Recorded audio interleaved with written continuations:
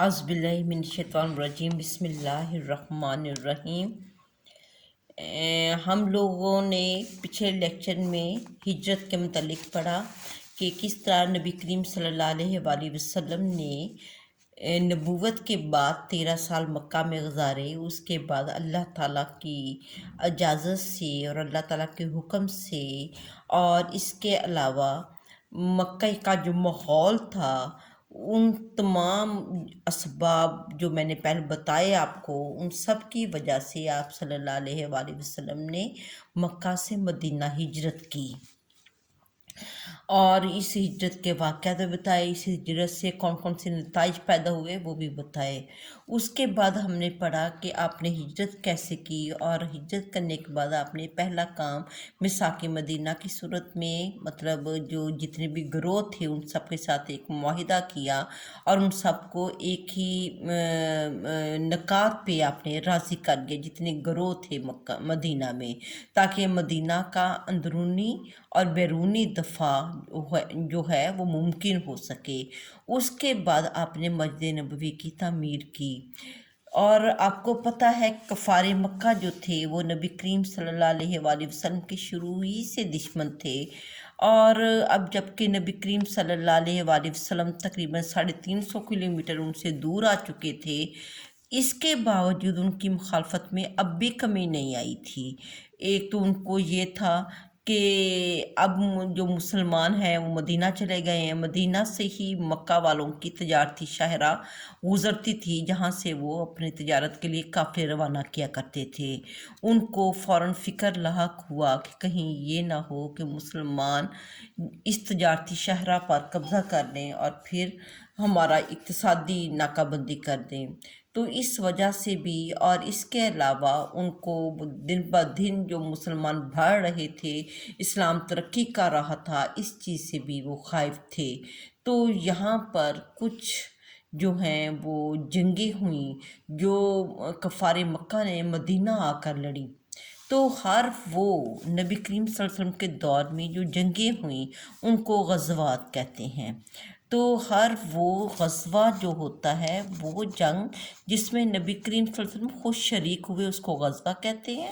اور آپ صلی اللہ علیہ وآلہ وسلم کے دور میں ہی کوئی ایسی جنگ ہوئی ہو جس میں آپ صلی اللہ علیہ وآلہ وسلم نے کسی اپنی جگہ کسی صحابی کو قیادت دی ہو، یا صحابی کو سپہ سالار بنا کر بھیجا ہو، اس کو سریہ کہتے ہیں۔ تو آج کا ہمارا ٹاپک جو ہے وہ غزوہ بدر کے متعلق ہے کہ غزوہ بدر کب ہوئی۔ غزوہ بدر 2 ہجری میں ہوئی، یعنی کہ ہجرت کا دوسرا سال تھا جب غزوہ بدر ہوا، اور غزوہ بدر جو تھا اس میں یہ تھا 17 رمضان المبارک، 17 رمضان اور 2 ہجری، ٹھیک ہے، 17 رمضان المبارک اور 2 ہجری میں غزوہ بدر ہوتا ہے۔ تو اس کے اسباب کیا تھے؟ سب سے بڑی بات تو یہ تھی کہ قریش کا اسلام دشمنی والا رویہ، ان کا جو اسلام سے دشمنی والا رویہ تھا، یہ سب سے بڑی وجہ تھی۔ اور اس وجہ سے انہوں نے عبداللہ بن ابی کو، جو منافقین کا سردار تھا، عبداللہ بن ابی کون تھا؟ منافقین کا سردار، اس کو انہوں نے اس کے ساتھ ساز باز کی کفار مکہ نے، اور اس سے کہا عبداللہ بن ابی سے کہ تم مسلمانوں کو مدینہ سے نکال دو۔ اس کے علاوہ یہ جو کفار مکہ تھے، یہ مسلمانوں کے خلاف مسلسل سازشیں کرتے رہے، مسلمانوں کو یہ چین سے انہوں نے بیٹھنے نہیں دیا۔ حالانکہ مسلمان اتنی دور یہ آ گئے تھے، مکہ سے مدینہ آ گئے تھے، اس کے باوجود ان کی سازشیں جو تھیں اپنی عروج پر تھیں۔ دوسری اس کی سب سے بڑی جو وجہ تھی غزوہ بدر کی، ایک تو یہ قریش کا اسلام دشمنی والا رویہ، دوسری وجہ تھی قریش کا حج سے، یعنی کہ مسلمانوں کو حج کرنے سے منع، مسلمانوں کو حج سے منع۔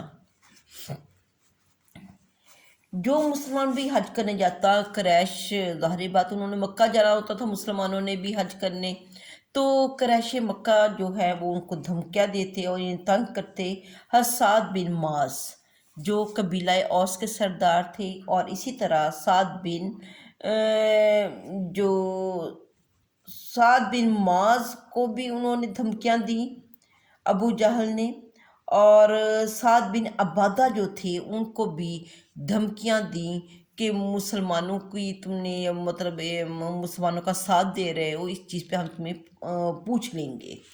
اور اس پر سعد بن معاذ نے ان کو جواب دیا کہ اگر تم نے ہمارے ساتھ کوئی شرارت کی تو ہم تمہاری تجارتی شاہراہ بند کر دیں گے۔ تو اس طرح مسلمان قریش کی وجہ سے حج جیسی اہم عبادت سے محروم ہو گئے تھے، یعنی کہ وہ کر تو رہے تھے، انہوں نے پابندی نہیں لگائی تھی، لیکن وہاں جا کر حج کرنا مسلمانوں کے لیے بہت دشوار ہو گیا تھا، اور ان کو کفار مکہ کا جو غلط رویہ ہے وہ برداشت کرنا پڑتا تھا۔ پھر ہے اقتصادی جو ہے ناکہ بندی۔ یہ میں آپ کو پہلے بھی بتا چکی ہوں، قریش کو شام کی طرف تجارت کے لیے مدینہ منورہ کے قریب سے گزرنا پڑتا تھا، اور وہ ان کی زیادہ تجارت جو تھی وہ شام کی طرف ہی ہوتی تھی۔ اور جب کہ اب یہ مسلمان مدینہ آ گئے تھے تو اس مسلمان کسی وقت بھی وہ شہراہ جو ہے وہ روک سکتے تھے، ان کے قافلے پر حملہ کر سکتے تھے، تو اس وجہ سے ان کو اس چیز کی بڑی تکلیف تھی کہ ہماری اقتصادی ناکہ بندی مسلمان کر سکتے ہیں۔ اور اسی طرح جب ابو سفیان کا قافلہ جو تھا وہ گیا ہوا تھا شام، اور اس پہ تمام کفار مکہ کا پیسہ کافی تعداد میں انہوں نے وہ کافی مقدار میں پیسہ انہوں نے لگایا ہوا تھا اس قافلے پر، تو کسی نے خبر اڑا دی کہ مسلمانوں نے اس تجارتی قافلہ جو ابو سفیان لے کر گیا ہوا ہے اس پر مسلمانوں نے حملہ کر دیا۔ تو یہ بھی ایک اہم سبب تھا کہ اپنے اقتصادی نقصان سے بچنے کے لیے انہوں نے غزوہ بدر ہوا۔ اور پھر ہے مدینہ کی چراگاہ پر حملہ۔ مدینہ کی چراگاہ پر حملہ جو ہے یہ ہوا اس قریش کے ایک دستے نے کرز بن جابر فہری کون تھے؟ کرز بن جابر فہری تھے، ان کی قیادت میں مدینہ کی چراگاہ پر حملہ کیا، اور حملہ کی صورت میں وہ مسلمانوں کے کافی سارے مویشی جو تھے اور وہ لوٹ کر فرار ہو گئے۔ تو اس واقعے سے مسلمانوں کے اندر بھی بڑی کشیدگی آئی، اور قریش مکہ کے وہ مخالف ہو گئے، اور انہوں نے بھی یہی مطلب ان کا بھی یہ تھا کہ ہمیں جب موقع ملا ہم بھی قریش مکہ کو نقصان پہنچانے سے دریغ نہیں کریں گے۔ اس طرح جنگ کا یہ مدینہ کی چراگاہ پر حملہ غزوہ بدر کے لیے جنگ کا پہلا قطرہ تھا، اور اس سے محسوس ہوتا تھا یہ لوگ مسلمانوں کو کسی بھی حال میں آرام سے رہنے نہیں دیں گے۔ پھر ہے عمرو بن الحضرمی کا قتل۔ عمرو بن الحضرمی کا قتل،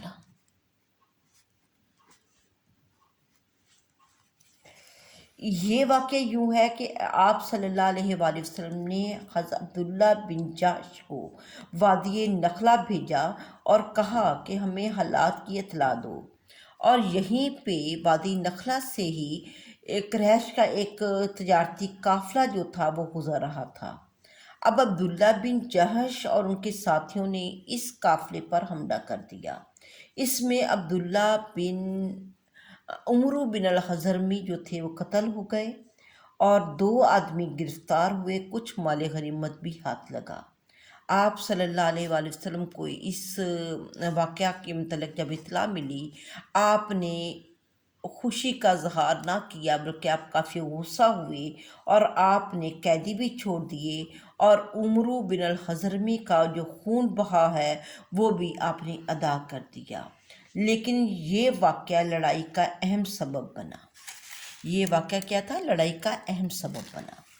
اس کے بعد تجارتی قافلے کی حفاظت کا مسئلہ۔ تجارتی قافلہ میں نے پہلے بتایا تھا، ابو سفیان کا ایک قافلہ گیا ہوا تھا شام کی طرف تجارت میں، اور اس میں کفار مکہ نے اپنا سارا پیسہ لگایا ہوا تھا، اور ان کی اب جو آئندہ آنے والے سالوں میں ان کی اقتصادی صورتحال کا کافی حد تک پیش خیمہ یہی قافلہ تھا جو ابو سفیان لے کر گیا تھا۔ تو جب ان کو مطلب عمرو بن الحضرمی قتل ہو گیا تو ان کو خدشہ لاحق ہوا کہ کہیں ابو سفیان کا قافلہ بھی مسلمانوں کے ہتھے نہ چڑھ جائے۔ تو اس طرح ابو سفیان نے ابو جہل کو قافلے کی حفاظت کے لیے مدد کا لکھا۔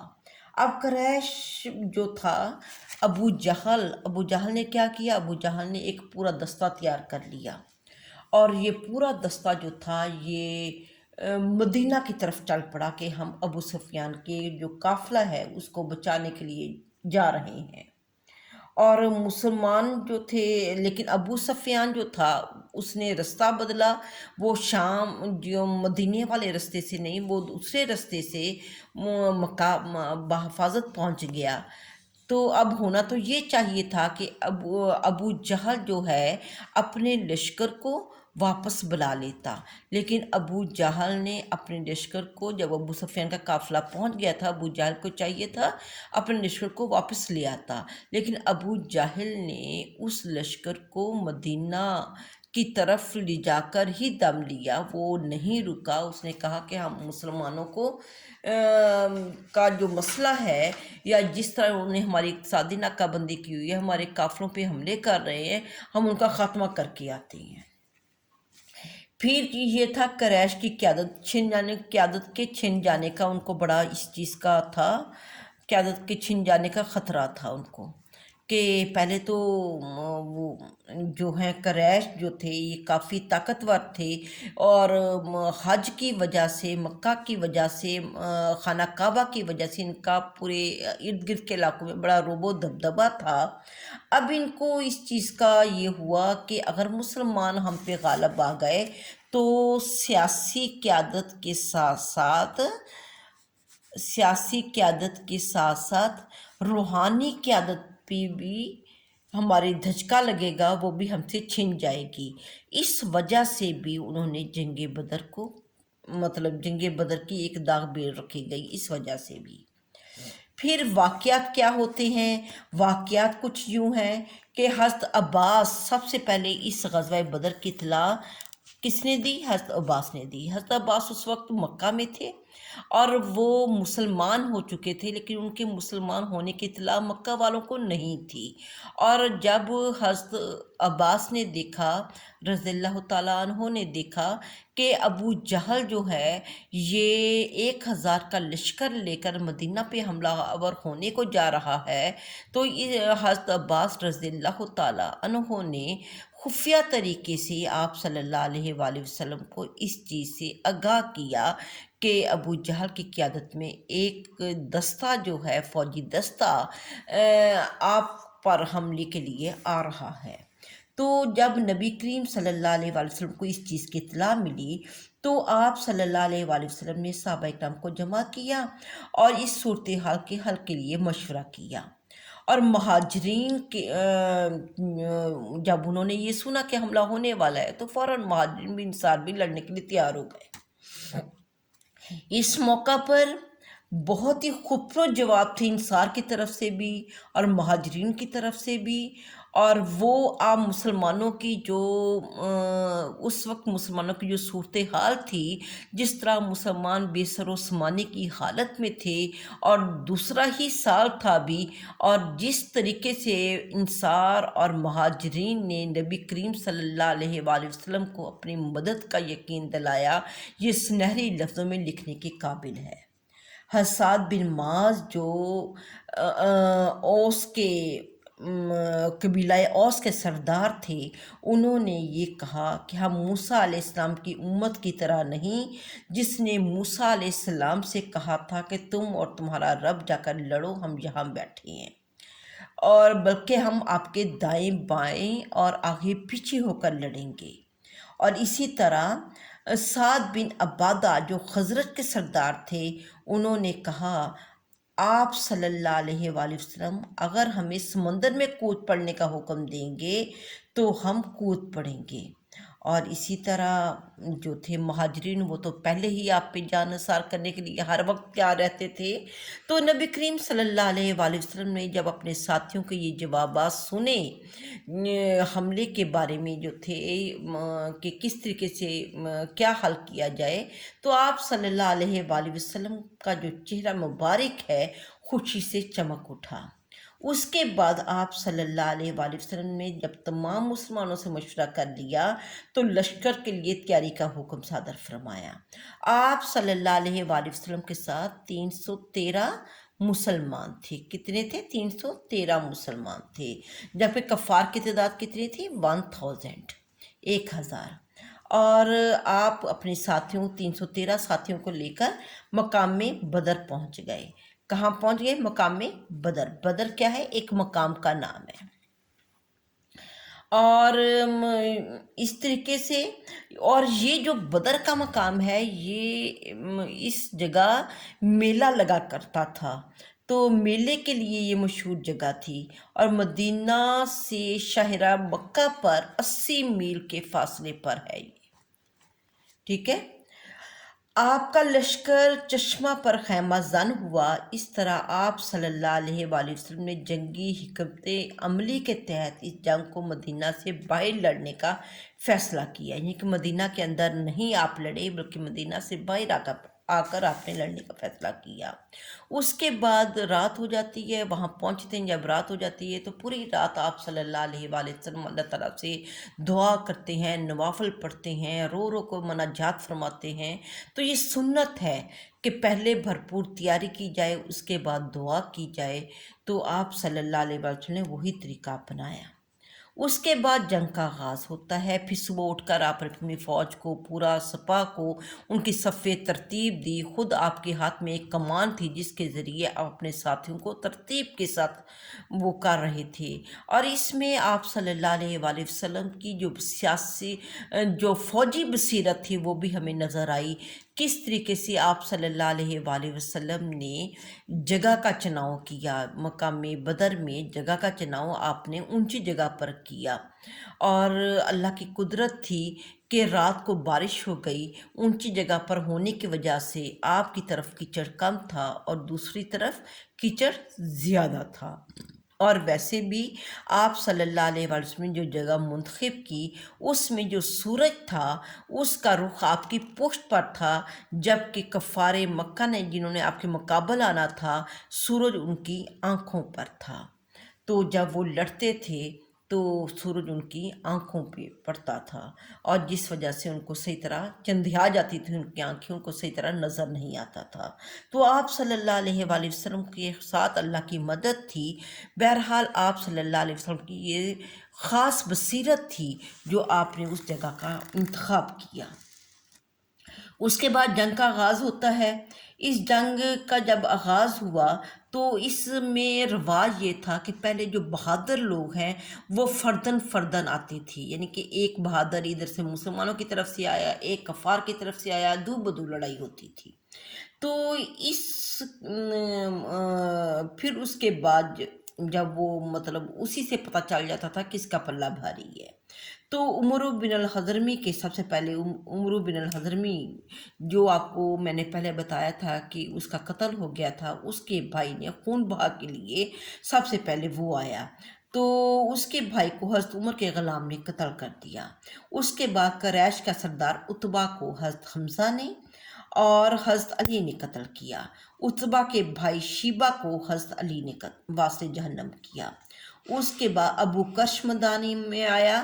ابو کرش کو حضرت زبیر رضی اللہ تعالیٰ عنہ نے ختم کر دیا، اور اس طرح جنگ کا جو ابتدائی مرحلہ تھا اس میں فتح جو تھی وہ مسلمانوں کو ہوئی، اور اس ابتدائی فتح نے مسلمانوں کے حوصلے بڑھا دیے اور قریش کے حوصلے پست ہو گئے۔ اس کے بعد عام جنگ ہوئی، اور عام جنگ میں ادھر سے کفار بھی پوری اپنی قوت کے ساتھ لڑے، اور مسلمانوں کے اندر بہت زیادہ جوش ایمانی تھا۔ کچھ اللہ تعالیٰ نے اپنی مدد کا وعدہ کر دیا تھا کہ میں 1000 نشان زدہ فرشتوں کے ساتھ آپ کی مدد کروں گا، تو مسلمانوں کے لیے یہ بھی حوصلہ بہت بڑی چیز تھی کہ اللہ تعالیٰ کی مدد اور نبی کریم صلی اللہ علیہ وآلہ وسلم کا ساتھ ان کے ساتھ ہے۔ تو جب گھمسان کا رن پڑا تو اس میں مسلمانوں کی تعداد کم، لیکن جذبہ جہاد سے مسلمانوں کے سینے معمور تھے، اور مسلمانوں کے جذبے بڑے جوان تھے، اور اس میں یہ ہوا کہ اب جنگ جو تھی، عام جنگ میں مسلمان جو تھے وہ سبقت لے گئے، ابو جہل مارا گیا، اور اس ابو جہل کے ساتھ 70 لوگ جو تھے وہ قتل ہوئے، اور 70 لوگ ہی جو ہیں وہ قیدی بنا لیے گئے، جبکہ 14 مسلمان شہید ہوئے۔ کتنے مسلمان شہید ہوئے؟ 14، اور ان 14 میں 6 کا تعلق مہاجرین سے تھا، اور 8 کا تعلق جو تھا وہ انصار سے تھا۔ 70 ہی جو تھے قریشی، ان کو قیدی بنا لیا گیا، اور جنگ صبح شروع ہوئی، دوپہر تک یہ فیصلہ ہو گیا کہ کون سا فریق جیتا ہے۔ تو اس طریقے سے یہ جنگ اختتام پذیر ہوئی۔ اب جب قریش نے دیکھا کہ امیہ بن خلف، ابو جہل بھی مارے گئے، عتبہ بھی مارا گیا، عتبہ کا بھائی شیبہ بھی مارا گیا، سارے جو بہادر لوگ تھے ان کے مر چکے تھے، تو انہوں نے راہ فرار اختیار کر لی۔ مشرکین نے اپنے تمام مقتولوں کو ایک گھڑے میں ڈال کر دفن کر دیا، اور اس فرار سے مسلمانوں کی فتح کا اعلان ہو گیا۔ اب جب فتح کا اعلان ہو گیا تو زید بن حارث مدینہ شہر میں عبداللہ بن رواح کو خوشخبری، آپ صلی اللہ علیہ وآلہ وسلم نے زید بن حارث کو مدینہ شہر میں اور عبداللہ بن رواح کو قبا میں خوشخبری سنانے کے لیے بھیجا۔ اس پر لوگوں کو مزید یقین ہو گیا، اور اسی جنگ بدر میں جو انتہائی افسوسناک واقعہ تھا وہ یہ تھا کہ آپ کی پیاری بیٹی حضرت رقیہ، جو کہ حضرت عثمان غنی رضی اللہ تعالیٰ عنہ کی زوجہ تھی، وہ ان کی ڈیتھ، وہ بیمار تھی اور ان کی ڈیتھ ہو گئی، اور ان کی بیماری کے باعث ہی حضرت عثمان غنی رضی اللہ تعالیٰ عنہ غزوہ بدر میں شرکت نہیں کر سکے۔ لیکن نبی کریم صلی اللہ علیہ وآلہ وسلم نے اور پھر جب غزوہ بدر کی فتح کا اعلان پہنچا، ادھر سے حضرت رقیہ کی بھی وفات ہو چکی تھی، تو حضرت عثمان غنی کو مال غنیمت میں اسی طرح حصہ دیا گیا جس طرح باقی فاتحین کو حصہ، جو افواج تھی جس طرح ان کو حصہ ملا مال غنیمت میں، اس طرح حضرت عثمان غنی کو بھی حصہ دیا گیا۔ اب اس کے نتائج کیا مرتب ہوئے؟ اس کے نتائج جو ہیں، ان نتائج کو مرتب کرنا یا بتانا ضروری ہے تاکہ ہمیں پتہ چلے کہ غزوہ بدر کے نتائج بھی کچھ ہیں۔ تو قرآن سب سے پہلے سورہ انفال میں غزوہ بدر کا ذکر ہے، سورہ العمران میں غزوہ بدر کا مفصل ذکر ہے، اور جس میں اللہ تعالیٰ نے مسلمانوں کی جو کمزوریاں ہیں ان کی بھی نشاندہی کی، اور اس کے علاوہ اللہ تعالیٰ نے اپنی مدد کا بھی یقین دلایا کہ اگر تم مجھ پہ بھروسہ کرو گے تو میں ضرور اپنی طرف سے آپ کی مدد کروں گا۔ اور اسی غزوہ بدر کو یوم فرقان بھی کہتے ہیں۔ کیا کہتے ہیں؟ یوم فرقان۔ فرقان کا مطلب ہوتا ہے حق و باطل میں فرق کرنے والا، یعنی اس دن حق اور باطل علیحدہ علیحدہ ہو گیا، پتہ چل گیا حق کیا ہے اور باطل کیا ہے، تو اس کو یوم فرقان بھی کہا جاتا ہے۔ اور اسی غزوہ بدر کے متعلق اللہ تعالیٰ نے فرمایا قل جاء الحق وزہق الباطل ان الباطل کان زہوقا، آپ کہہ دیجئے حق آ گیا باطل مٹ گیا، بے شک باطل مٹنے والی چیز ہے۔ اور اس کے علاوہ ایمان کو ساز و سامان کے ساتھ لازمی، مطلب کچھ اللہ تعالیٰ نے ہدایات دیں کہ اگر آپ کے پاس ایمان ہے، آپ کے پاس فوج ہے، اس کے ساتھ آپ کے پاس ساز و سامان بھی ہونا ضروری ہے۔ ساز و سامان کے بغیر ہم جنگ نہیں لڑ سکتے۔ اور اس طرح اللہ تعالیٰ نے 1000 فرشتوں کے ذریعے آپ کی مدد کی، اور اس جنگ سے قریش کی قیادت کا خاتمہ ہو گیا۔ قریش کی جو اتنی اپنے آپ کو بہت وہ سمجھتے تھے کہ ان کا وقار تھا، مذہبی اور سیاسی طاقت تھی ان کی پورے عرب میں مسلم تھی، اور اس جنگ نے ان کی طاقت کا بھرم کھول دیا، اور پھر تجارت قریش کا خاتمہ ہو گیا۔ پہلے وہ جاتے تھے اور اب ان کو پتہ چل گیا کہ یہاں سے اس رستے سے وہ آسانی سے نہیں گزر سکتے، اور اس جنگ سے مسلمانوں کے وقار میں اضافہ ہوا۔ کیا ہوا؟ مسلمانوں کے وقار میں اضافہ ہوا۔ قریش کی بدحالی کا آغاز بھی غزوہ بدر سے شروع ہو گیا۔ اب ان کی تجارت ختم ہو گئی، ظاہری بات ہے، پھر بدحالی ہونی تھی نا ان کی۔ پھر یہ جو غزوہ ہے یہ غزوہ اسلام ہے۔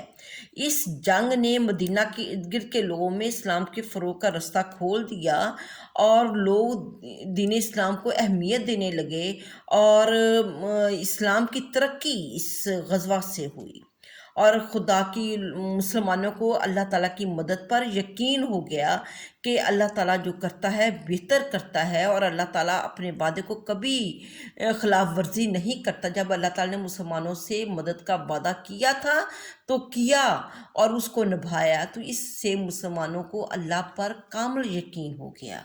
اور پھر یہود کا جو رویہ تھا جنگ بدر میں، اس کا بھی احساس ہو گیا کہ یہود کا رویہ جو ہے مسلمانوں سے یہ کبھی خوش نہیں ہو سکتے، بلکہ ان کا جو رویہ ہے یہود کا دشمنی والا رویہ ہے، اور اسی لیے اسی وجہ سے یہودیوں کا ایک قبیلہ جو بنو کنیکا تھا اس کو فوراً غزوہ بدر کے بعد مدینہ سے نکالنا پڑا۔ اور یہ جو غزوہ بدر ہے اس کے بعد پھر بہت ساری دوسری جنگیں بھی لڑی گئی، جیسے غزوہ خندق۔ اس طرح یہ غزوہ بدر دوسری جنگوں کا پیش خیمہ تھا، اور اس کے ساتھ غزوہ بدر کی وجہ سے جو نئے قوانین جنگ تھے، جیسے مسلمانوں جو قیدیوں کے ساتھ کیا کرنا چاہیے، فدیہ کے اصول ہو گئے، مال غنیمت ہو گیا، اور اس طرح کے جو باقی قوانین تھے وہ بھی غزوہ بدر کی وجہ سے وجود میں آئے۔ تو یہ ہے اس کے نتائج۔ آپ لوگوں نے غزوہ بدر کو بہت اچھے سے دیکھنا ہے، اس میں آپ کو شارٹ کویسچن بھی آئیں گے اور لانگ کویسچن بھی آ سکتا ہے۔ ٹھیک ہے، اللہ حافظ۔